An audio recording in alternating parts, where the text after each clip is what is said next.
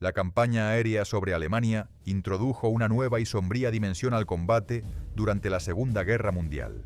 Ahora se trataba de una guerra total, una nueva y salvaje era, en la que la tecnología lideraría el camino mientras cada bando luchaba por la supremacía. Los aliados desarrollaron nuevas armas y crearon nuevas tácticas a medida que la guerra se acercaba al corazón del Reich. Ahora, los alemanes se veían obligados a responder en un intento desesperado por proteger sus ciudades y pueblos vulnerables.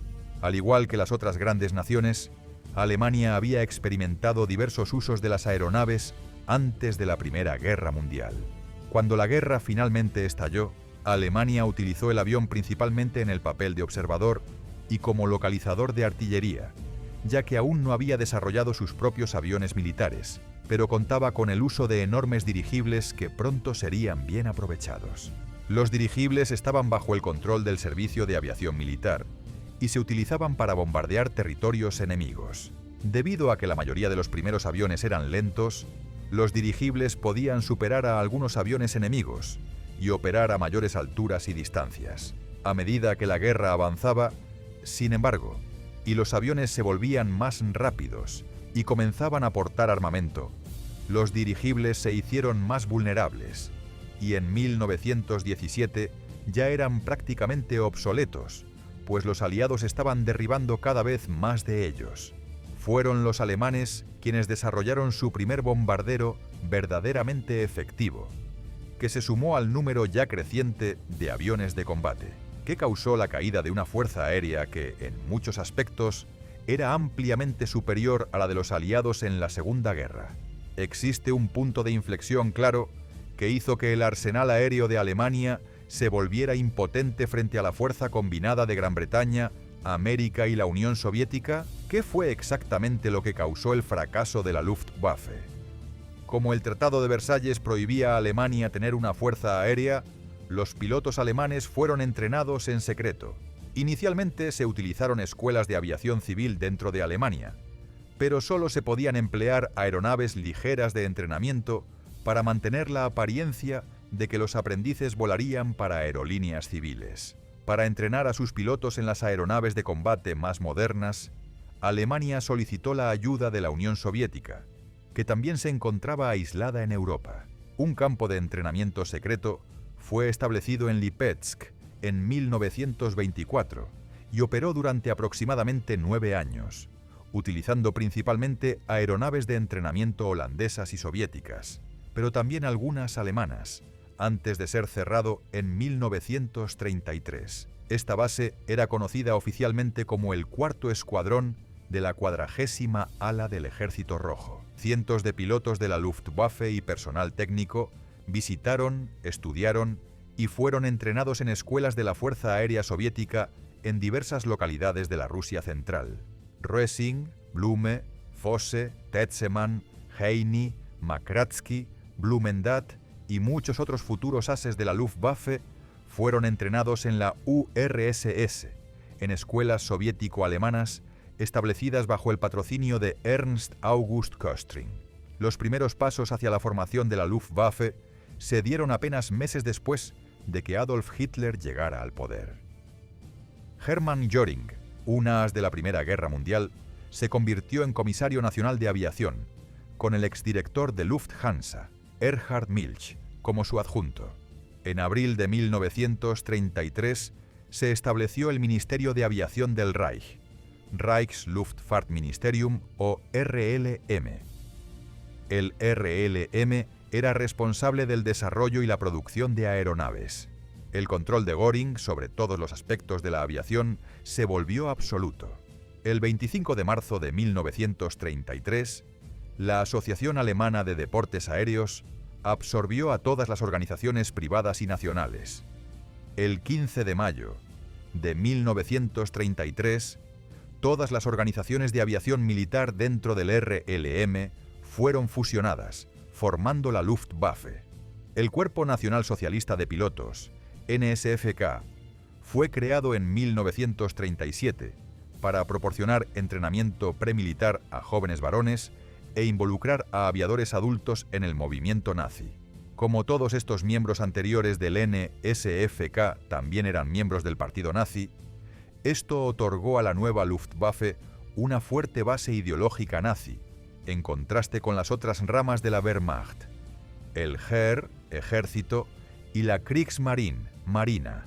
Göring desempeñó un papel de liderazgo en la construcción de la Luftwaffe entre 1933 y 1936, pero tuvo poca participación en el desarrollo de la fuerza después de 1936. La ausencia de Göring en cuestiones de planificación y producción fue afortunada.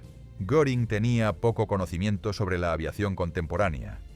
Había volado por última vez en 1922 y no se mantenía informado sobre los acontecimientos más recientes.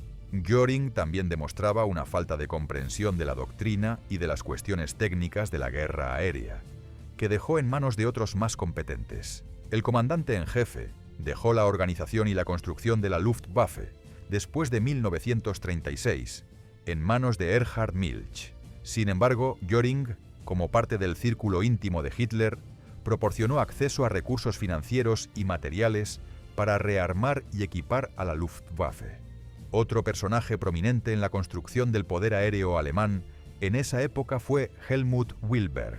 Habiendo dirigido el Estado Mayor de Aviación del Reichswehr durante 8 años en la década de 1920, Wilberg tenía una vasta experiencia y era ideal para un puesto superior de Estado Mayor. Göring consideró nombrar a Wilberg como jefe de Estado Mayor, CS. Sin embargo, se reveló que Wilberg tenía una madre judía. Por esa razón, Göring no podía nombrarlo CS. No queriendo desperdiciar su talento, Göring se aseguró de que la política racial de la Alemania nazi no se aplicara a él. Wilberg permaneció en el Estado Mayor Aéreo y bajo el liderazgo de Walter Weber, ayudó a elaborar los principales textos doctrinales de la Luftwaffe, como la conducción de la guerra aérea. En 1933, Adolf Hitler se convierte en canciller de Alemania y posteriormente en Führer, asumiendo el control total sobre la patria. Ansiosa por recuperar los territorios perdidos que habían sido arrebatados a Alemania tras el Tratado de Versalles, la maquinaria de guerra nazi comprendió desde temprano que la formación de una fuerza aérea fuerte era vital. En 1935, esto se hace oficial sobre el papel y nace la Luftwaffe. El hombre puesto al mando de este departamento fue Göring, un as destacado de la Gran Guerra. Göring había sido piloto de caza en la Primera Guerra Mundial, y como hemos visto, no se interesaba por la tecnología. Él dijo una vez: «Bueno, este dispositivo es una caja con bobinas, y no me gustan las cajas con bobinas. Si eres valiente y audaz, no necesitas preocuparte por dispositivos tecnológicos». Al construir esta nueva fuerza aérea, los nazis poseían muchas ventajas que otras naciones no tenían, incluida una industria aeronáutica de primera clase simbolizada por nombres como Messerschmitt, Dornier, Heinkel, Junkers y Focke-Wulf. Ingenieros brillantes capaces de llevar la aerodinámica a un nuevo nivel. Y una población altamente educada que podía construir aeronaves a escala masiva. En 1938, la producción aumentó a más de 5.000 aviones. Un año después, ese número se elevó a más de 8.000. Un testimonio de la importancia que los nazis otorgaban a la doctrina del poder aéreo. El objetivo de los alemanes era utilizar nuevas máquinas y tecnologías, pero aplicarlas a un estilo de guerra muy antiguo, que ya había sido eficaz en conflictos anteriores, y que ellos creían que seguiría siendo útil en el futuro. Esto los diferenciaba de otros países vecinos en las décadas de 1920 y 1930, ya que en lugar de centrarse en el futuro, estaban más preocupados por rescatar tradiciones pasadas y adaptar las nuevas tecnologías a ellas. En 1936, la recién formada Luftwaffe hizo su entrada en la Guerra Civil Española, lo que dio a los alemanes una excelente oportunidad para probar sus nuevas aeronaves y nuevas ideas sobre la conducción futura de la guerra. Al final de la Guerra Civil Española, en 1939, la Luftwaffe contaría con un núcleo de pilotos experimentados y entrenados en combate. La Luftwaffe se expandió rápidamente en los años inmediatamente anteriores al inicio de la Segunda Guerra Mundial, y en septiembre de 1939 podía contar con casi 3.000 aviones. La Luftwaffe desarrolló algunas tácticas excelentes al inicio de la guerra, y estas serían utilizadas con maestría durante las operaciones de Blitzkrieg en Polonia y en Occidente. La Guerra Civil Española también destacó debilidades que fueron corregidas con urgencia, aunque los escalones superiores de la estructura de mando de la Luftwaffe distaban mucho de ser ideales. Había un gran número de personas muy capaces y competentes dentro de sus filas, que garantizarían que la Luftwaffe alcanzara victorias impresionantes en los primeros años de la guerra. Cuando Hitler anunció la formación de la Luftwaffe en 1935, Göring fue nombrado su comandante en jefe. Era un hombre de gran presencia física y de ego aún mayor, y su vanidad ciertamente contribuyó a su eventual caída. Nada de esto era evidente. Sin embargo, durante los días gloriosos de la Guerra Civil Española y de la invasión de Polonia, que vieron a la Luftwaffe arrasar con todo a su paso. Fue solo cuando se enfrentó a la determinación y habilidad de la RAF durante la Batalla de Inglaterra que aparecieron las primeras grietas en la aparentemente invencible fachada de la Luftwaffe. A partir de entonces, la anteriormente estrecha relación entre Hitler y Göring se volvió tensa y complicada. Enfrentado a la perspectiva de una influencia cada vez menor sobre el Führer, Göring comenzó a hacer una serie de promesas insostenibles. Juró que ninguna bomba caería sobre Berlín y que el ejército en Stalingrado sería abastecido por aire por la Luftwaffe. Su comportamiento se volvió cada vez más errático y se volvió cada vez más dependiente de las drogas. Gradualmente, Göring descuidó sus responsabilidades y la Luftwaffe pagó el precio.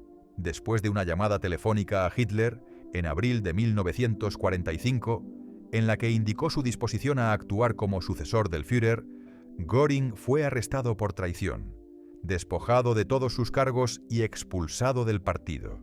Se rindió a los estadounidenses el 8 de mayo y realizó una defensa vigorosa en los juicios de Nuremberg que siguieron. En octubre de 1946, condenado por crímenes de guerra y sentenciado a la horca, Göring se suicidó por envenenamiento con cianuro el 15 de octubre de 1946, volviendo a Bati antes de que se declarara la guerra. En agosto de 1939, el arsenal aéreo alemán era impresionante, por decirlo menos. El Me-109, un caza monomotor de alto rendimiento, estaba listo para entrar en acción, junto con el Junkers 87 Stuka, un bombardero en picado temido por su precisión e impacto. Además de ellos, la Fuerza Aérea Alemana contaba con los bombarderos de alcance medio Heinkel 111 y Dornier 17, conocido como el lápiz volador. Complementando esta flota, Alemania poseía la mayor industria de transporte aéreo del mundo, representada por el versátil Junkers 52, que desempeñaría un papel crucial en la ofensiva alemana. Incluso con todas estas aeronaves fenomenales, faltaba un ingrediente clave, como a menudo señalan los historiadores de la Segunda Guerra Mundial: la ausencia de bombarderos estratégicos. Esta laguna no pasó desapercibida en 1935, cuando el general Walter Weber, al percibir su importancia, apoyó entusiastamente la construcción de aeronaves de largo alcance para combatir a cualquier enemigo potencial, más probablemente la Unión Soviética. El general Walter Weber estaba promoviendo lo que él llamaba el bombardero de los Urales. Creía que la industrialización, los tanques, los aviones, etc., que estaba ocurriendo en la región de los Urales, debía ser destruida si se quería ganar una guerra contra Rusia. Weber escribe: el poder aéreo lleva la guerra directamente al corazón del país enemigo desde el momento en que comienza la guerra. Ataca la raíz del poder de combate del enemigo y la voluntad del pueblo de resistir. Sí, Walter Weber estaba muy a favor de este bombardero de larga distancia para intentar bombardear a Rusia, y este proyecto fue llamado Eurobomber. Weber estableció especificaciones tanto para Dornier como para Junkers, para la construcción de este bombardero de largo alcance. De esta especificación surgieron el Dornier 19 y el Junkers 89, pero ninguna de estas aeronaves tenía el rendimiento que estaba disponible en ese momento en los Estados Unidos con el B-17 Flying Fortress. Por lo tanto, ninguna de estas aeronaves realmente avanzó más allá de algunos prototipos. Al morir debido a un accidente aéreo en 1936, su doctrina, ejemplificada por el Dornier 19 y el Junkers 89, fue descartada por Göring. Göring no estaba de acuerdo con esto, porque adoptó la visión que Hitler tenía de que podrían ganar con la Blitzkrieg, y no necesitarían entrar en ese largo proceso de utilizar bombarderos pesados. Al preguntar cuántos aviones bimotores podían fabricarse por cada cuatrimotor, la respuesta que se le dio fue 2,5. La respuesta del mariscal de campo fue que el Führer no me pregunta cuán grandes son mis bombarderos, sino cuántos son. Es importante señalar que la decisión de no construir bombarderos de largo alcance no puede considerarse un fracaso. Para Alemania, las materias primas necesarias para construir tales aviones requerirían grandes cantidades de caucho, metales y combustible, todos los cuales tendrían que ser importados a un precio elevado. De las 4.500 toneladas de aluminio necesarias por mes para la producción de aeronaves, solo la mitad estaba disponible durante la era Weber. La fuerza aérea que él y otros imaginaron era simplemente antieconómica en ese momento. Lo que realmente representaba la guerra alemana era, en cambio, una fuerza aérea táctica. El movimiento bélico alemán intentaba derrotar la mayor cantidad posible del ejército enemigo en las primeras semanas de combate. Por lo tanto, el nivel táctico de combate por una posición individual y luego el nivel operativo de intentar derrotar a un ejército enemigo. Pero, indiscutiblemente, Alemania nunca fue muy buena en esto. Y esto se remonta a la Prusia que la precedió, en el tipo de planificación estratégica de largo plazo en la que los aliados eran tan hábiles durante la Segunda Guerra Mundial. Se puede argumentar que esto se debe al hecho de que los alemanes sentían que tenían que ganar todas sus guerras rápidamente o no las ganarían en absoluto, y que intentar jugar una guerra estratégica con los vastos recursos económicos e industriales de los Estados Unidos era un juego perdido desde el inicio. Trabajando en estrecha colaboración con quienes estaban en tierra, la Luftwaffe fue extremadamente exitosa cuando comenzó la Segunda Guerra Mundial. Polonia fue fácilmente destruida. Noruega fue arrebatada a los británicos sin esfuerzo. Los Países Bajos e incluso el poder de Francia no lograron resistir la fuerza alemana.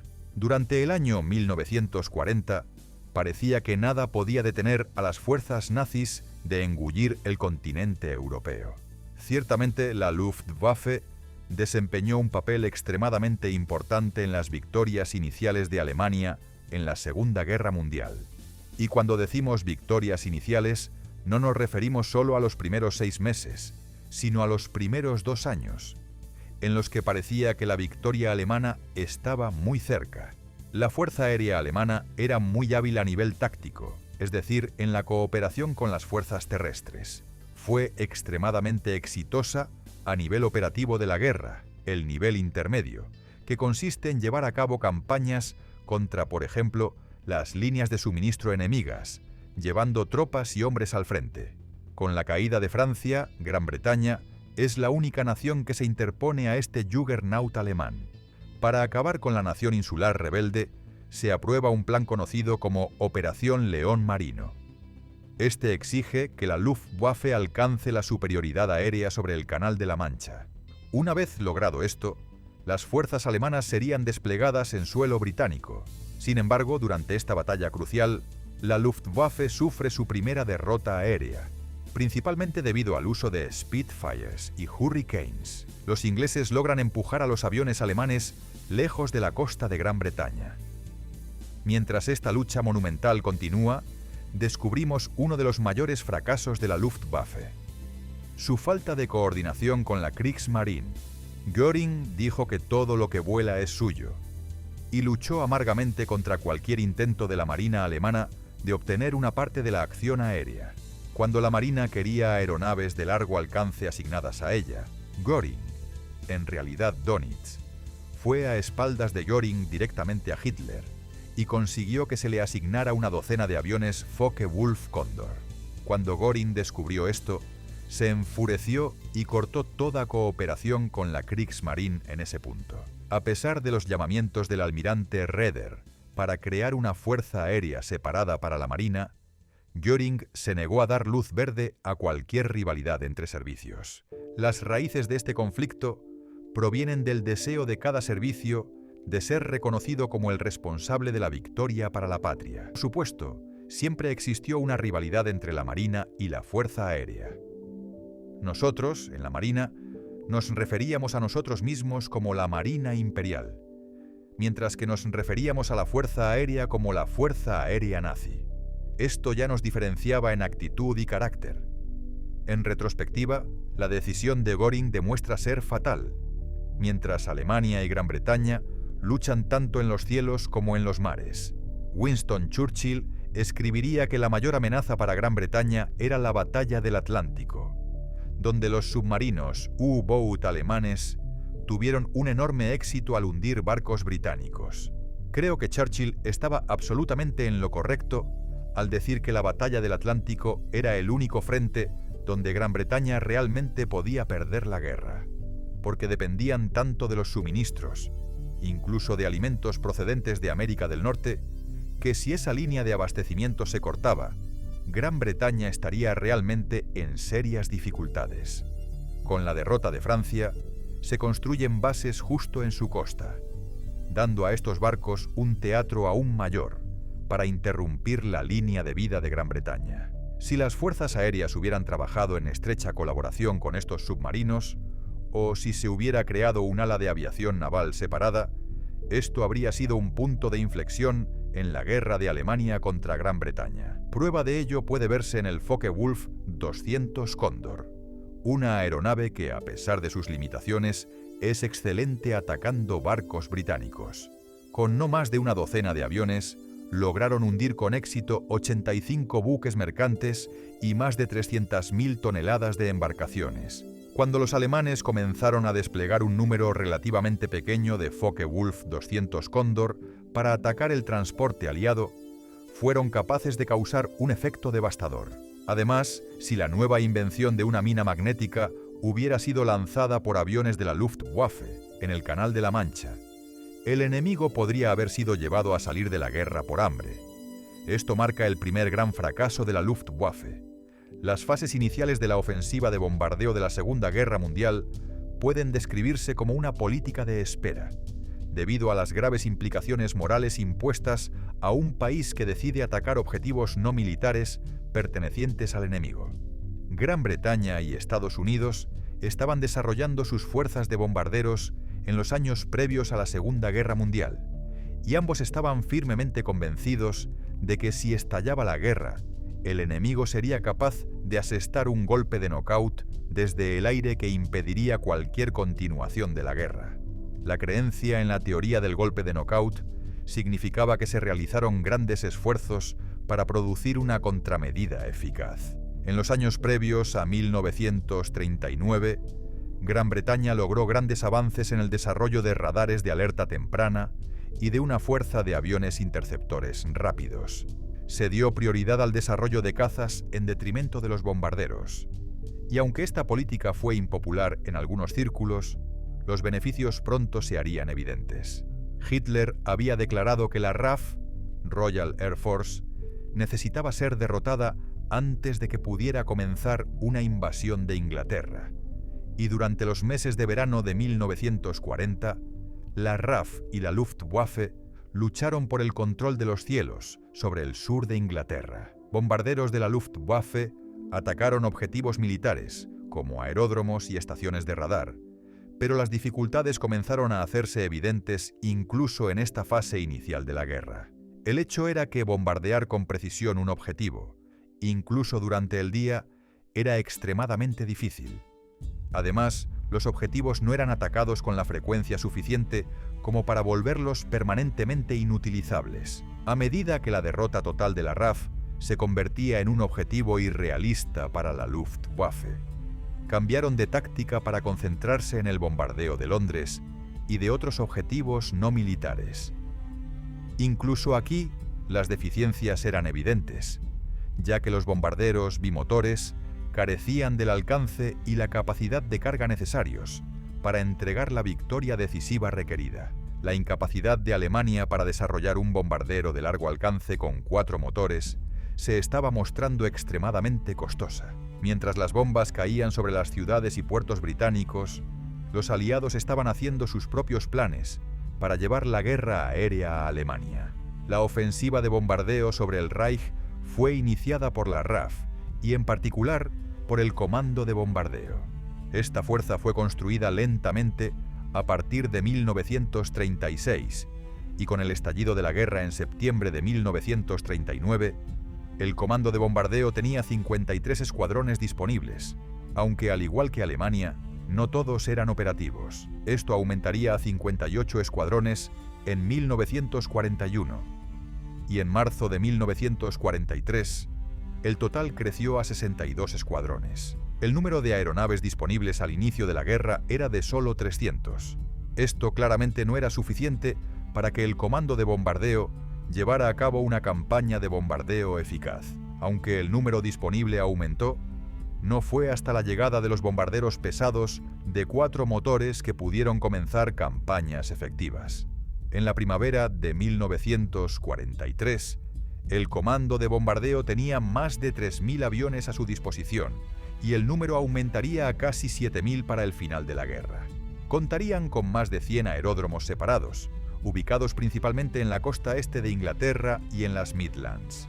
No hay duda de que el Comando de Bombardeo, junto con sus aliados estadounidenses, desempeñó un papel significativo en la eventual caída de la Alemania nazi. En mayo de 1940, Gran Bretaña lanzó sus primeros ataques de bombardeo sobre Alemania.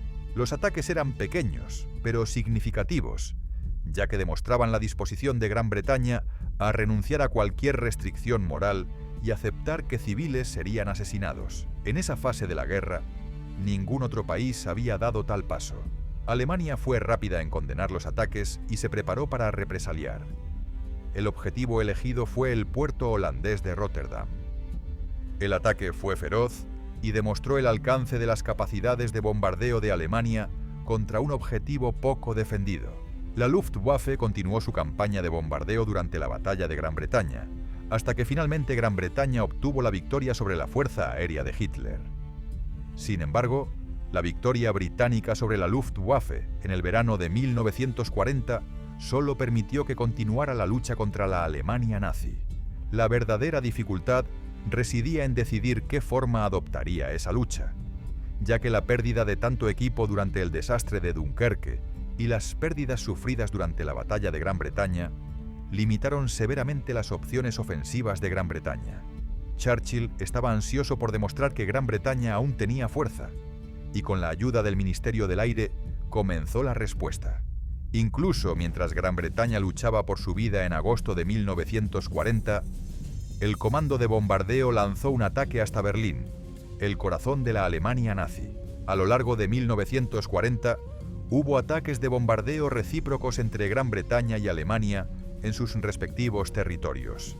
Mientras la RAF atacaba áreas más allá de Berlín, con el principal objetivo de los suministros de petróleo de Alemania, estos ataques eran amplios, pero imprecisos y esporádicos. Inicialmente, el Comando de Bombardeo llevaba a cabo los ataques durante el día, pero las pérdidas eran demasiado altas para que esto continuara. En algunos casos, las formaciones de bombarderos perdieron hasta la mitad de su número. El cambio a ataques nocturnos se realizó en un intento de reducir las pérdidas, pero la Luftwaffe introdujo el uso de cazas nocturnos, que continuaron infligiendo pérdidas terribles a las formaciones de bombarderos. A las 3:15 de la madrugada del domingo 22 de junio de 1941, un enorme bombardeo de 7.000 piezas de artillería estalló a lo largo de un frente de 2.000 kilómetros, desde el Báltico hasta el Mar Negro. 3 millones de tropas alemanas, 600.000 vehículos y 3.350 tanques estaban a punto de invadir la Unión Soviética. La Operación Barbarroja implicó un avance terrestre en 3 frentes por parte del Grupo de Ejércitos Norte hacia Leningrado, el Grupo de Ejércitos Centro hacia Moscú y el Grupo de Ejércitos Sur hacia la ciudad ucraniana de Kiev. Cada grupo de ejércitos tenía su propio apoyo aéreo dedicado. La Flota Aérea 1 en el norte, la Flota Aérea 2 en el centro y la Flota Aérea 4 en el sur. La Luftwaffe destinó el 60% de su fuerza total a esta operación, 1.945 aeronaves, de las cuales 1.400 estaban operativas ese día, incluyendo bombarderos, bombarderos en picado, cazas monomotores, cazabombarderos bimotores y aeronaves de reconocimiento. Pequeños grupos de bombarderos fueron preparados para despegar en la oscuridad y estaban listos para atacar los aeródromos enemigos al amanecer, con los principales ataques aéreos ocurriendo una hora después para proteger los flancos. A las 2 de la mañana, los Heinkel 111 lanzaron minas en secreto en el Báltico y en el Mar Negro. Antes del bombardeo inicial, formaciones aisladas de bombarderos cruzaron la frontera a gran altitud para evitar la detección. Los Heinkel 111, Junker 88 y Dornier 17 lograron una sorpresa completa, devastando las aeronaves en tierra con bombas de fragmentación de 4 libras. Cuando aparecieron los escuadrones de la segunda oleada, hubo poca oposición aérea. Sus Stukas se concentraron en objetivos cercanos, mientras otros bombarderos volaban hacia el interior, escoltados por cazas para atacar ciudades como Bialystok. Los bombarderos bimotores eran los principales utilizados por la Luftwaffe en la Operación Barbarroja. El Heinkel 111 tenía una velocidad de 415 km por hora y una carga de bombas de 1.360 kilogramos.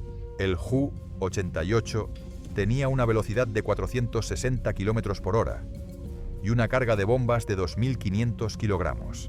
El Dornier 17 tenía una velocidad de 435 km por hora y una carga de bombas de 910 kilogramos. Los 3 aviones eran, por lo tanto, considerablemente más lentos que los cazas soviéticos más nuevos, pero afortunadamente, pocos de estos estaban disponibles el 22 de junio de 1941. La Fuerza Aérea Soviética, gravemente afectada por las purgas de oficiales superiores, había tenido un mal desempeño contra Finlandia durante el invierno de 1939 a 1940. En junio de 1941, aún dependía en gran medida de tipos de aeronaves más antiguos. 2 de los cazas eran biplanos, el I-15 y el I-153.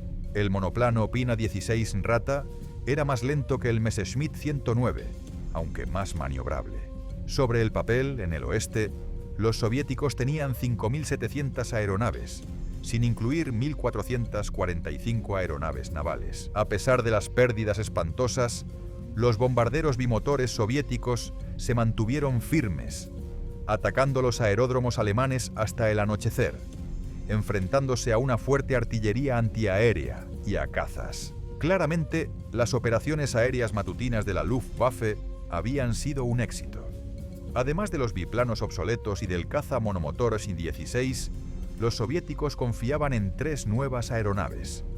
Una era el MiG-3, que tenía una velocidad de 400 millas por hora, pero había sido diseñado como un caza de gran altitud, y por lo tanto era menos eficaz con sus 3 ametralladoras a media y baja altitud. La segunda era el LaGG-3, que tenía una velocidad de 350 millas por hora, pero que lamentablemente tendía a entrar en pérdida en giros cerrados y tenía fama de estrellarse en el despegue, permaneciendo en servicio solo hasta 1942. La tercera nueva aeronave era el Yak-1, que tenía una velocidad de 360 millas por hora y estaba armado con 8 cohetes, además de ametralladoras. Era, con mucho, la mejor de las aeronaves en entrar en servicio en 1941, y el 50% de los cazas soviéticos que se desarrollarían posteriormente derivaban del Yak-1. Durante el día 22 de junio, los soviéticos admitieron haber perdido 1.811 aeronaves, de las cuales 1.489 estaban en tierra. A un costo de 35 aeronaves, la Luftwaffe aparentemente había infligido una derrota aplastante a la Fuerza Aérea Soviética. Los soviéticos estaban completamente desprevenidos. El coronel Banyushkin, comandante de la 23ª División Aérea, reveló que muchos hombres estaban de permiso ese fin de semana. Muchos aeródromos estaban demasiado cerca de la frontera, con sus posiciones perfectamente conocidas por los alemanes. Incluso en las bases operativas, las unidades estaban en proceso de reequiparse con nuevos tipos de aeronaves. Típica negligencia rusa, comentó Banyushkin. Tanto los tipos antiguos como los nuevos estaban por todas partes, en áreas no camufladas. A la 1:30 de la madrugada, se había enviado desde Moscú una advertencia de la inminente invasión alemana con una orden urgente. Antes del amanecer del 22 de junio, todas las aeronaves debían dispersarse en sus aeródromos y ser cuidadosamente camufladas. Todas las unidades debían entrar en estado de alerta inmediata. Pero el mensaje se perdió en la compleja red de comunicaciones. El escenario estaba preparado para que las columnas alemanas avanzaran hacia el corazón de la Unión Soviética, apoyadas por la Luftwaffe, que hasta el 19 de junio reclamaba la destrucción de 4.019 aeronaves al costo de 150 pérdidas propias. Durante una semana, el grupo Panzer del general coronel Heinz Guderian fue detenido por la fortaleza de Brest, donde los bombarderos en picado Stuka tuvieron poco efecto sobre los muros de 1 metro de espesor. El 28 de junio, 7 Junker 88, con bombas de 3.500 libras, atacaron, rompiendo el muro, y al día siguiente la guarnición se rindió. Avanzando por el centro, las tropas alemanas rodearon Minsk y se estaban preparando para cercarla en un movimiento de pinza el 30 de junio, cuando oleadas de bombarderos enemigos comenzaron a atacar los tanques. Evidentemente, la Fuerza Aérea Soviética aún no había terminado. Sin embargo, más de 100 Messerschmitt 109 derribaron a 114 atacantes, y Minsk cayó el 7 de julio. 9 días después, Smolensk fue tomada. Moscú estaba a solo 320 kilómetros de distancia. Los comandantes del ejército se resistieron a diversificar las aeronaves del apoyo cercano a sus tropas. No había mucho entusiasmo por bombardear Moscú, pero el 19 de julio, Hitler ordenó represalias por los ataques aéreos rusos contra Bucarest y Helsinki. Así, durante la noche del 21 al 22 de julio, 127, Heinkel 111 y Junker 88 despegaron de 4 bases diferentes para un viaje de ida y vuelta de 1.100 a 1.300 kilómetros hasta la capital soviética. A 32 kilómetros de su objetivo, los reflectores comenzaron a sondear el cielo. Luego, de repente, surgió un volcán rugiente, cuando innumerables regimientos de artillería antiaérea pesada y ligera abrieron fuego. 796 cañones antiaérea estaban posicionados alrededor de la capital soviética, y 600 cazas, muchos de ellos recién llegados Hurricanes británicos y aeronaves estadounidenses P-40, protegían sus cielos. Aunque se lanzaron 104 toneladas de explosivos de alto poder y 46.000 bombas incendiarias, la falta de concentración resultó en daños mínimos.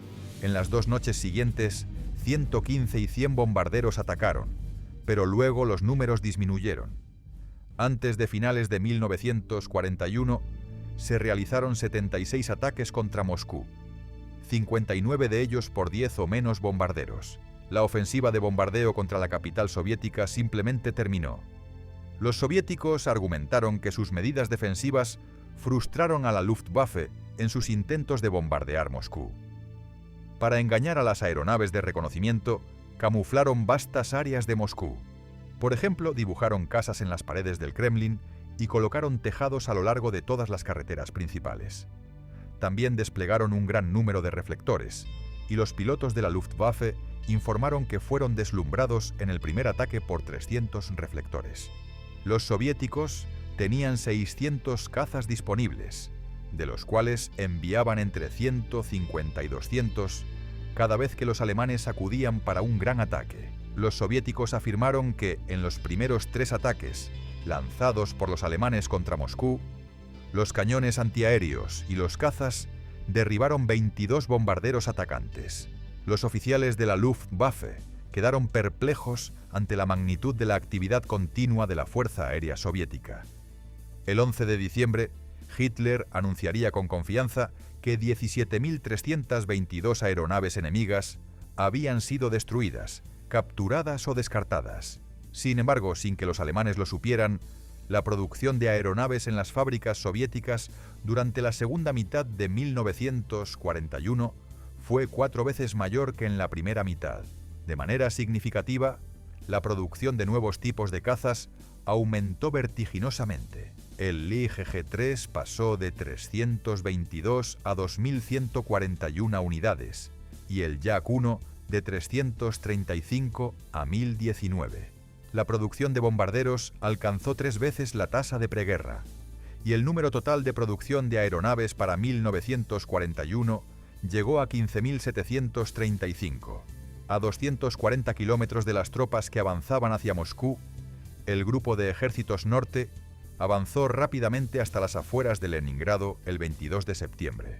El comandante de la unidad Messerschmitt, el mayor Travalov, avanzó hasta una posición adelantada del ejército y estudió de cerca la ciudad soviética. El aire estaba vivo de metal, observó, mientras enjambres de estucas se lanzaban en picado sobre sus objetivos y los cazas alemanes de protección se enfrentaban a las aeronaves soviéticas. La Flota Aérea 1 de la Luftwaffe recibió órdenes de concentrarse en la flota soviética en la bahía de Kronstadt, que contaba con 59 buques de guerra, cruceros, destructores y submarinos, y más de 200 embarcaciones auxiliares que amenazaban los suministros de mineral de hierro desde Suecia hacia Alemania, las rutas de abastecimiento a Finlandia y a lo largo de la costa báltica.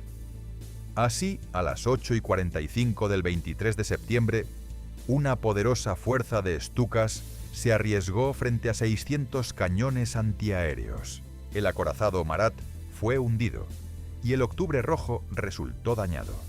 Los Ju-87 regresaron por la tarde y del 25 al 28 de septiembre mantuvieron el ataque, a menudo volando 3 operaciones al día. Uno de ellos fue derribado y cayó sobre la cubierta del crucero Kirov, y varios buques soviéticos resultaron dañados por bombas.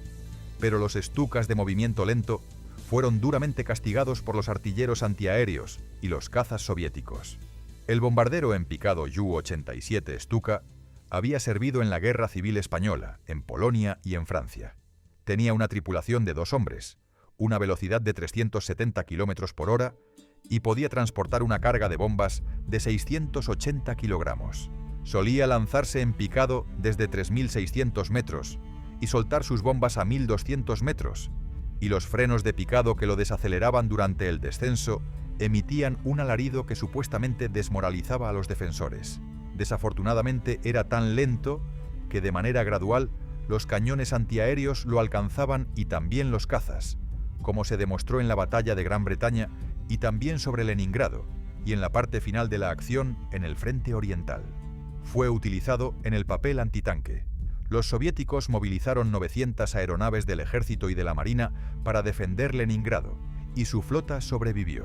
La Luftwaffe carecía de la fuerza necesaria para obliterarla o causar daños fatales a Leningrado, especialmente después de que la mayor parte de la Flota Aérea 1 fuera retirada para unirse al avance sobre Moscú. Y entre el 10 de octubre y el 25 de diciembre de 1941, aeronaves civiles de transporte Lee transportaron 6.000 toneladas de suministros a Leningrado. La aeronave Lee-2, que fue ampliamente utilizada en el puente aéreo de Leningrado, era la versión soviética del Douglas DC-3 estadounidense, construida bajo licencia desde 1937. En la versión de guerra, se parecía al C-47 Dakota estadounidense, con la única diferencia de que a veces tenía instalada una torreta superior. Mientras tanto, 1.100 kilómetros más al sur, la batalla por Kiev alcanzaba su clímax.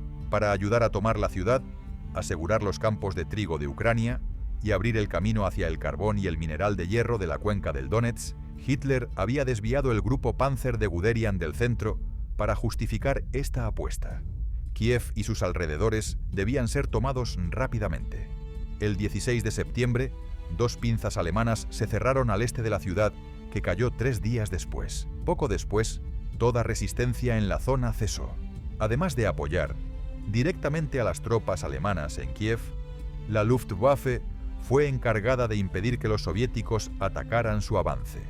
En la práctica, se les encargó bloquear el campo de batalla. Durante un mes, aeronaves alemanas llevaron a cabo un ataque concentrado contra las instalaciones ferroviarias soviéticas al este y noreste. Estaciones, puentes, cortes y material rodante. Como resultado, los soviéticos no pudieron organizar ningún ataque serio contra las tropas sitiadoras. En otros lugares, en el sur, antes de que terminara el año, Kharkov, al este de Kiev, había caído. Y a pesar del apoyo de las aeronaves de la flota del Mar Negro, la Fuerza Aérea Soviética no logró impedir la captura de Odessa ni la invasión de la península de Crimea durante noviembre. Tras el regreso de los tanques de Guderian desde el sur, el grupo de ejércitos centro estaba finalmente listo para lanzar un ataque terrestre contra Moscú. Pero cuando las aeronaves de reconocimiento informaron de grandes movimientos de tropas desde Gorki y Yaroslavl, al este de la capital soviética, sus unidades de la Luftwaffe no contaban con bombarderos con alcance suficiente para interferir. Y el 5 de diciembre, con las tropas alemanas en los suburbios de Moscú, las fuerzas soviéticas contraatacaron, intentando flanquear y cercar a los alemanes. Con el hielo y la nieve de un invierno riguroso comenzando, la Luftwaffe no pudo hacer mucho para intervenir de manera efectiva. Quedó inmovilizada. Para atacar Moscú, la Luftwaffe solo disponía de bombarderos bimotores como el Heinkel 111 y el Ju-88. Tenían una capacidad limitada de bombas, de 3 a 5.000 libras, pero lo más importante, su alcance era de 1.600 a 2.400 kilómetros. Con bases aéreas situadas a 600 kilómetros al oeste de Moscú, les era imposible volar mucho más allá de Moscú para atacar concentraciones de tropas. Además, eran 160 kilómetros por hora más lentos que los cazas Yak-1. Su capacidad para atacar Moscú de manera decisiva. Por lo tanto, estaba muy reducida. El escenario estaba ahora preparado para el desastre. El 9 de enero de 1942, 4 ejércitos soviéticos rompieron la delgada línea de tropas que protegía la frontera entre el grupo de ejércitos norte y el grupo de ejércitos centro en la zona del lago Ilmen, y se produjeron incursiones similares a lo largo de todo el frente. Miles de alemanes pronto se vieron cercados en una serie de grandes bolsillos. En uno de ellos, en la segunda semana de febrero, todo el 10º Cuerpo de Ejército y parte del 11º, 6 divisiones y 100.000 hombres, quedaron aislados al sureste del lago Ilmen, en Demiansk. Solo un puente aéreo podría salvarlos. El clima con frecuencia impedía los vuelos. La temperatura era de -40 a -50 grados Celsius. La Luftwaffe se movilizó para organizar un puente aéreo con el fin de suministrar provisiones y municiones a los cercados en Demiansk. Esta operación sería una de las primeras y más significativas misiones de abastecimiento aéreo de la Segunda Guerra Mundial.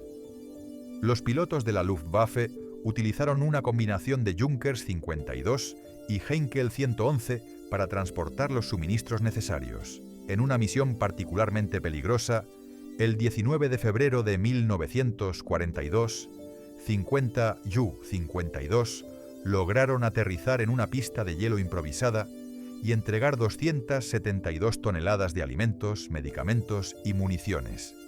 Durante varias semanas, la Luftwaffe trabajó incansablemente para mantener abastecidos a los cercados, enfrentándose a ataques soviéticos constantes y a condiciones climáticas adversas. Los aviones de transporte, que a menudo volaban en formaciones cerradas para protección mutua, fueron atacados por cazas y artillería antiaérea, sufriendo pérdidas significativas. Aún así, la Luftwaffe consiguió entregar un promedio de 150 toneladas de suministros por día, un logro notable dadas las circunstancias. La situación en Demiansk puso de relieve la creciente dependencia del ejército alemán de la Luftwaffe para misiones de apoyo logístico y operaciones especiales.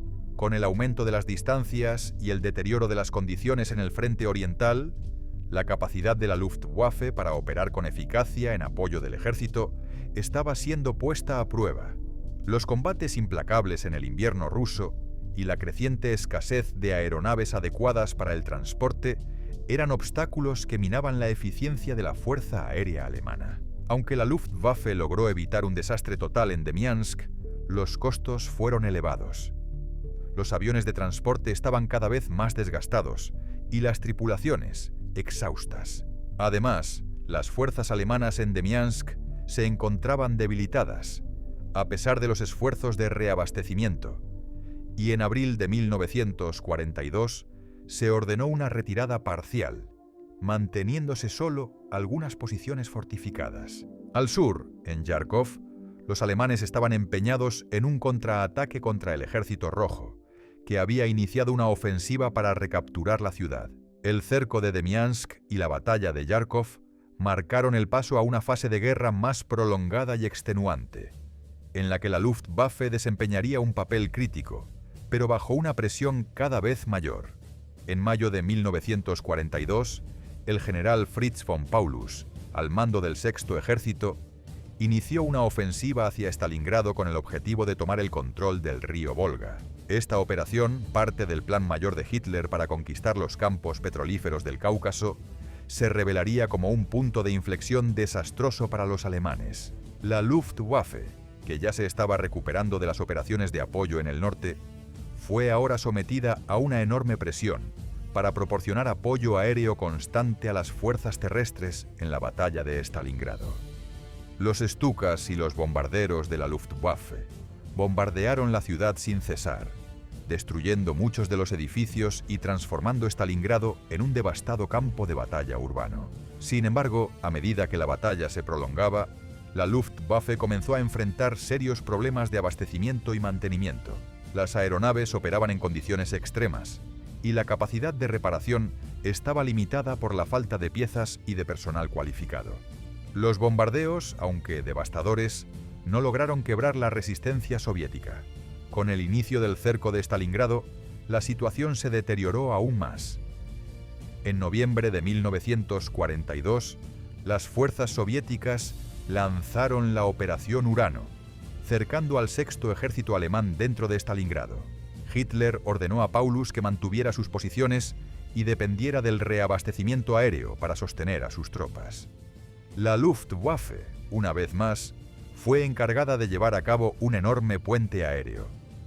Sin embargo, a diferencia de Demiansk, la misión de reabastecimiento en Stalingrado estaba destinada al fracaso. El número de aeronaves disponibles era insuficiente para proporcionar las 300 toneladas diarias de suministros que el Sexto Ejército necesitaba. Además, los cazas soviéticos, ahora más numerosos y mejor coordinados, derribaron muchos de los aviones de transporte alemanes. Ni siquiera los esfuerzos heroicos de los pilotos de la Luftwaffe pudieron superar los desafíos logísticos y la hostilidad del entorno. En un esfuerzo desesperado por salvar a sus fuerzas, la Luftwaffe movilizó casi todos sus aviones de transporte disponibles, incluidos los Junkers 52 y los Heinkel 111. Cada día se realizaron cientos de misiones de reabastecimiento bajo fuego intenso, pero la mayoría de las cargas lanzadas cayó en áreas controladas por los soviéticos o se perdió debido a errores de navegación. Las tripulaciones de los aviones enfrentaron condiciones casi imposibles: temperaturas bajo cero, ataques de cazas soviéticos y la constante amenaza de ser derribados por la artillería antiaérea. A pesar de los intentos continuos, la Luftwaffe no logró proporcionar los suministros necesarios para mantener al Sexto Ejército. En enero de 1943, la situación en Stalingrado se volvió insostenible. Con sus tropas hambrientas, congeladas y sin munición, el general Paulus se vio obligado a rendirse, y más de 90.000 soldados alemanes fueron capturados. La batalla de Stalingrado marcó un punto de inflexión decisivo en la guerra, no solo por el colapso del Sexto Ejército, sino también por el fracaso de la Luftwaffe en cumplir su misión crítica de reabastecimiento. La derrota en Stalingrado tuvo consecuencias devastadoras para la Luftwaffe. Además de las cuantiosas pérdidas de aeronaves y tripulaciones, la Fuerza Aérea Alemana vio su capacidad operativa severamente perjudicada. La necesidad de reemplazar las pérdidas sufridas en Stalingrado significó que muchos recursos fueron desviados de otros frentes, dejando debilitadas las defensas aéreas del Reich. En los meses siguientes, la Luftwaffe intentó reconstituirse, pero las presiones de combatir en múltiples frentes, junto con la creciente escasez de combustible y materiales, hicieron que esta tarea fuera casi imposible. Las fuerzas aéreas aliadas, ahora totalmente movilizadas, comenzaron a intensificar sus bombardeos sobre el territorio alemán, apuntando a fábricas, infraestructuras de transporte y ciudades. La capacidad de la Luftwaffe para proteger su propio territorio fue erosionándose de forma constante, y la guerra aérea sobre Alemania se volvió cada vez más desesperada. Si observamos cómo se llevaron a cabo los trabajos forzados, tenemos que, en 1943 y 1944, la producción de aeronaves fue trasladada a campos de concentración para aliviar la escasez de mano de obra y proteger la producción de los bombardeos aéreos aliados. Las dos mayores fábricas de aeronaves de Alemania estaban ubicadas en los campos de concentración de Mauthausen-Gusen y Mittelbau-Dora. En 1944 y 1945, alrededor de 90.000 prisioneros de campos de concentración trabajaban en la industria aeronáutica, lo que representaba aproximadamente una décima parte de la población de los campos de concentración durante el invierno de 1944 a 45. En parte como respuesta a la demanda de la Luftwaffe de más trabajadores forzados para aumentar la producción de cazas. La población de los campos de concentración se más que duplicó entre mediados de 1943, 224.000, y mediados de 1944, 524.000. Parte de este aumento se debió a la deportación de judíos húngaros. El programa Jägerstab fue utilizado para justificar las deportaciones ante el gobierno húngaro. De los 437.000 judíos húngaros deportados entre mayo y julio de 1944, alrededor de 320.000 fueron asesinados en las cámaras de gas al llegar a Auschwitz, y el resto fue obligado a trabajar. Solo 50.000 sobrevivieron. Los aeródromos de la Luftwaffe eran frecuentemente mantenidos utilizando trabajo forzado. Miles de prisioneros de 5 subcampos de Stutthof trabajaban en los aeródromos. Aeródromos y bases cercanas a varios otros campos de concentración y guetos fueron construidos o mantenidos por prisioneros. Bajo órdenes de la Luftwaffe, prisioneros de Buchenwald y Herzogenbusch fueron obligados a desactivar bombas que habían caído en los alrededores de Düsseldorf. Miles de militares de la Luftwaffe trabajaron como guardias de campos de concentración. Auschwitz incluía una fábrica de municiones vigilada por soldados de la Luftwaffe. 2.700 militares de la Luftwaffe trabajaban como guardias en Buchenwald. Decenas de campos y subcampos eran administrados principalmente por soldados de la Luftwaffe. Incluso los miembros de la aviación alemana llevaron a cabo masacres. Soldados de la Luftwaffe ejecutaban con frecuencia a civiles polacos de manera aleatoria, con acusaciones infundadas de ser agentes bolcheviques, para mantener a la población bajo control, o como represalia por actividades de guerrilla. El desempeño de las tropas se medía por el número de cuerpos de personas asesinadas. 10.000 soldados de la Luftwaffe estaban estacionados en el frente oriental para tales operaciones antipartisanas. Durante toda la guerra, prisioneros de campos de concentración fueron obligados a servir como cobayas humanas en pruebas de equipos de la Luftwaffe. Algunos de estos experimentos fueron realizados por personal de la Luftwaffe y otros fueron llevados a cabo por las SS bajo órdenes del OKL.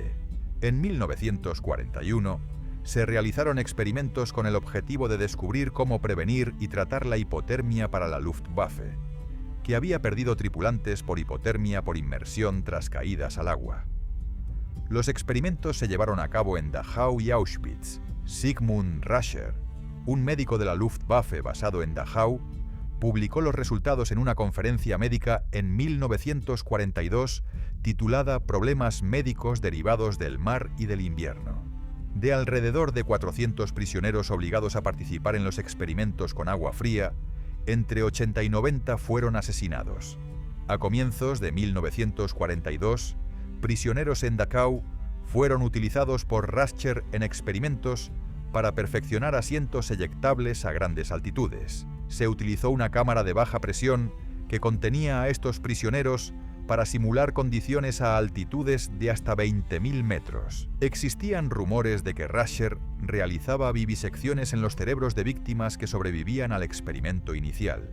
De los 200 sujetos, 80 murieron como resultado de los experimentos y los demás fueron ejecutados. Eugen Hagen, médico jefe de la Luftwaffe, infectó a internos del campo de concentración de Natzweiler con tifus para probar la eficacia de vacunas propuestas. No existía una ley internacional humanitaria consuetudinaria positiva o específica en relación con la guerra aérea antes o durante la Segunda Guerra Mundial. Por ello, ningún oficial de la Luftwaffe fue procesado en los juicios aliados por crímenes de guerra tras la Segunda Guerra Mundial por ataques aéreos.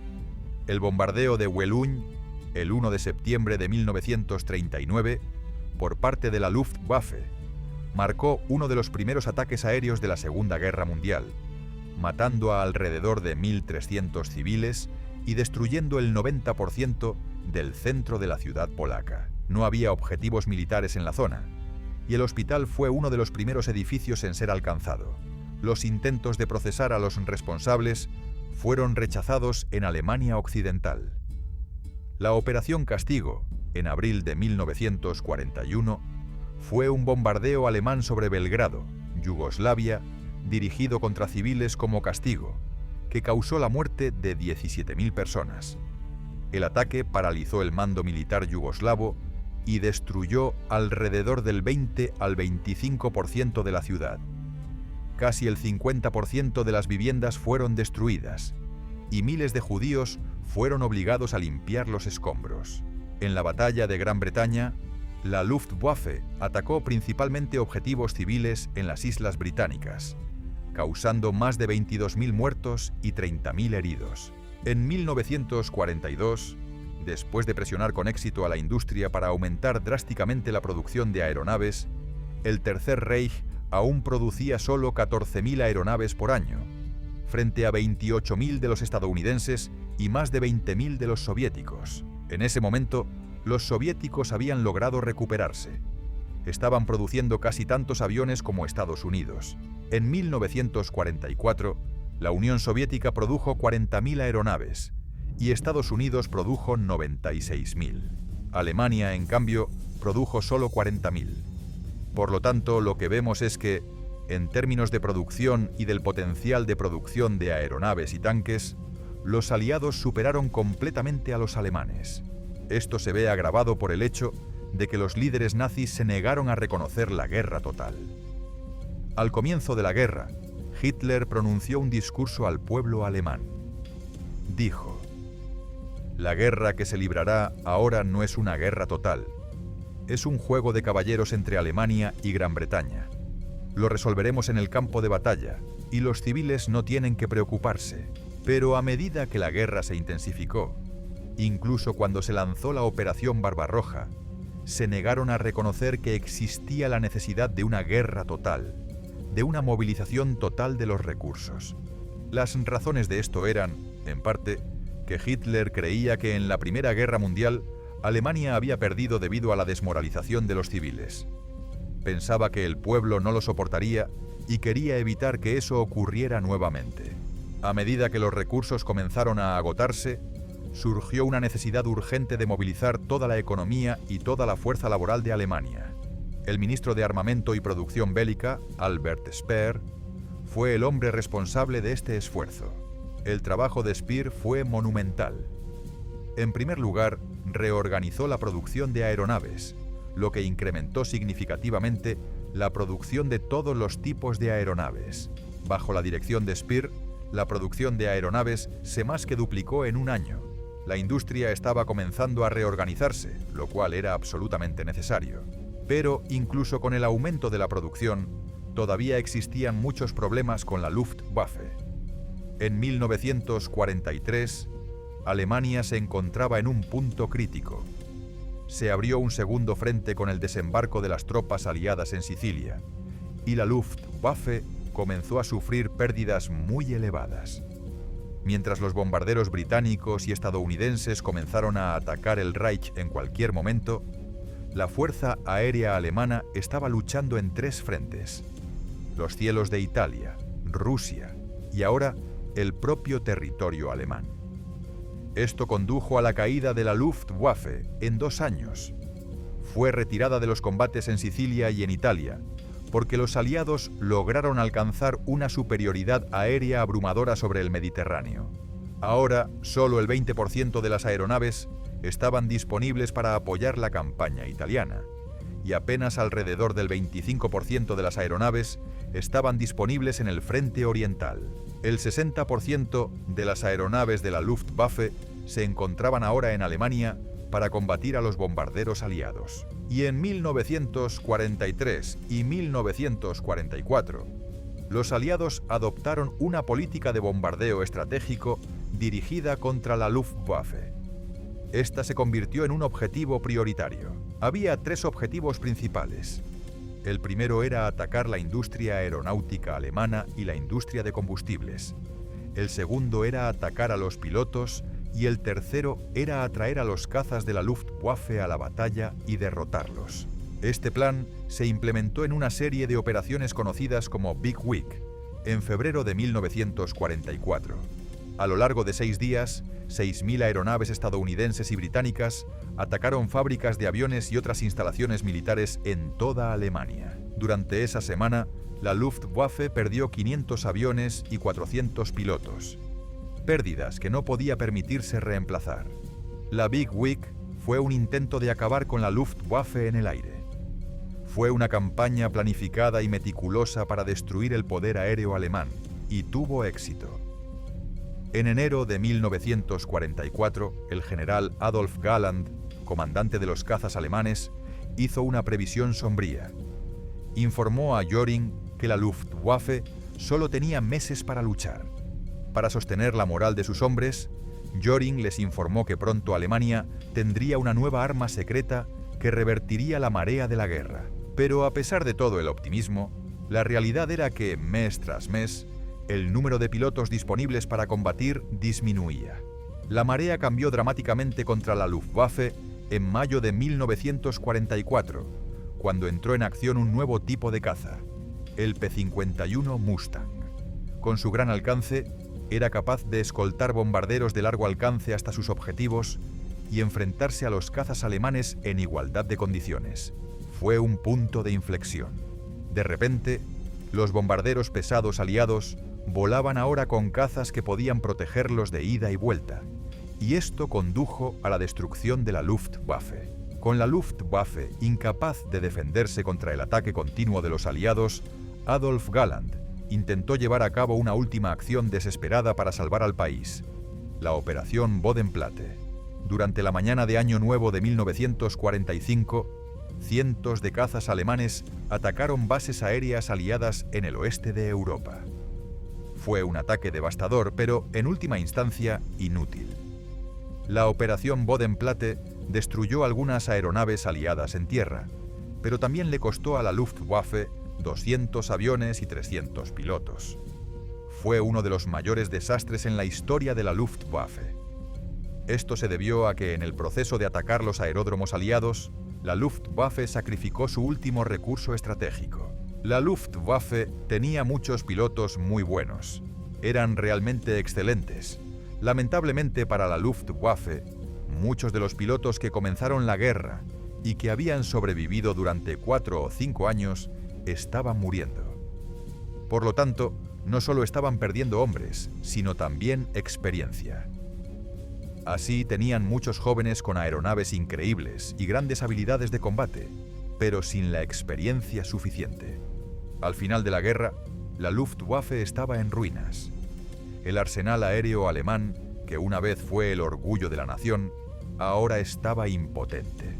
Las aeronaves eran sacrificadas en una estrategia desesperada de kamikaze, mientras los soldados del Tercer Reich luchaban una batalla perdida contra un número abrumador de enemigos.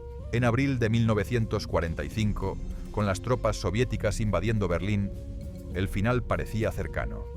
Y mientras los últimos defensores luchaban entre las ruinas de la capital, los aviones que aún volaban realizaban sus últimas misiones. El 8 de mayo de 1945, Alemania se rindió incondicionalmente. La Luftwaffe, que había comenzado la guerra como una fuerza aérea moderna y formidable, ahora no era más que escombros. La caída de la Luftwaffe es un testimonio de los fracasos estratégicos y logísticos del liderazgo nazi. A pesar de comenzar la guerra con ventajas significativas en tecnología y doctrina, la Luftwaffe no logró adaptarse al ritmo acelerado y a las crecientes exigencias de un conflicto global prolongado. Uno de los mayores fracasos fue la incapacidad de mantener una producción constante de aeronaves y pilotos. En 1944, la Luftwaffe estaba sufriendo grandes pérdidas de pilotos experimentados y no conseguía entrenar reemplazos con la suficiente rapidez. A diferencia de los aliados, que contaban con una reserva de pilotos y recursos casi inagotable, Alemania padecía una escasez crítica de recursos y mano de obra. Incluso con el liderazgo de Albert Speer y sus esfuerzos por aumentar la producción de aeronaves, esto no fue suficiente para compensar las enormes pérdidas que la Luftwaffe sufría en el frente. Otro problema significativo fue la falta de combustible. A medida que la guerra avanzaba, las fuentes de petróleo de Alemania fueron sistemáticamente destruidas por los bombardeos aliados. Las refinerías de petróleo en Ploiesti, en Rumanía, que suministraban una gran parte del combustible alemán, fueron atacadas repetidamente y finalmente destruidas. Sin combustible, incluso las aeronaves más avanzadas de la Luftwaffe no podían ser utilizadas. Los cazas a reacción, Me-262, que podrían haber cambiado el rumbo de la guerra aérea, permanecieron en gran medida inoperativos por la falta de combustible y de pilotos entrenados. Al final de la guerra, la Luftwaffe se encontraba en un estado de colapso total. Sus bases aéreas estaban destruidas, los aviones restantes estaban dispersos e inutilizados, y muchos pilotos habían muerto o sido capturados. Göring, el hombre que una vez prometió a Hitler que la Luftwaffe nunca permitiría que Berlín fuera bombardeada, fue destituido de su cargo y arrestado bajo acusaciones de traición. Göring, que había sido el comandante en jefe de la Luftwaffe durante la mayor parte del conflicto, fue acusado de crímenes de guerra y crímenes contra la humanidad. Durante el juicio defendió sus acciones y las de la Luftwaffe, pero fue condenado a muerte. Sin embargo, se suicidó en su celda con una cápsula de cianuro antes de ser ejecutado. Otros oficiales superiores de la Luftwaffe, como Albert Kesselring y Erhard Milch, también fueron juzgados por su papel en la guerra. Kesselring, que comandó las fuerzas aéreas en el Mediterráneo y en Italia, fue condenado a muerte, pero su sentencia fue conmutada por cadena perpetua y fue liberado en 1952. Milch, uno de los principales organizadores de la producción de aeronaves, fue condenado a prisión por su papel en el uso de trabajo esclavo y en la conducción de la guerra aérea, pero también fue liberado antes de cumplir la totalidad de su condena. Tras el final de la guerra, Alemania fue dividida en zonas de ocupación por los aliados y el país fue desmilitarizado. La Luftwaffe, como fuerza aérea, dejó de existir. La reconstrucción de Alemania Occidental, bajo supervisión aliada, se centró en transformar el país en una nación pacífica y democrática. La aviación militar estuvo prohibida hasta 1955, cuando la Luftwaffe fue oficialmente reconstituida como parte de la Bundeswehr, las Fuerzas Armadas de Alemania Occidental, bajo el mando de la OTAN. Esta nueva Luftwaffe fue equipada con aeronaves modernas suministradas por Estados Unidos y entrenada en tácticas de defensa aérea para enfrentar la creciente amenaza soviética durante la Guerra Fría. Si crees que este video te aportó de alguna manera, suscríbete al canal. Que Dios bendiga a todos y hasta pronto.